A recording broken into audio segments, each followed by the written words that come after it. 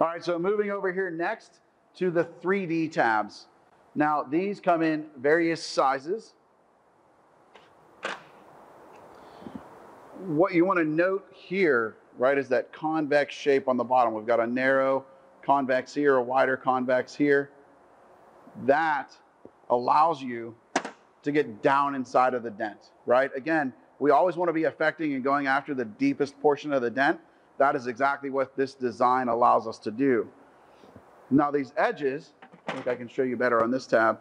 The edges of this are a flexible or semi-flexible material that allows us to get down into the dent, grab onto the sides, and then as you're pulling the shoulders of the tab, the edges of the tab will come up and let that metal flow back up to flat, right? Again, a lot of thought and design into exactly what these tabs do.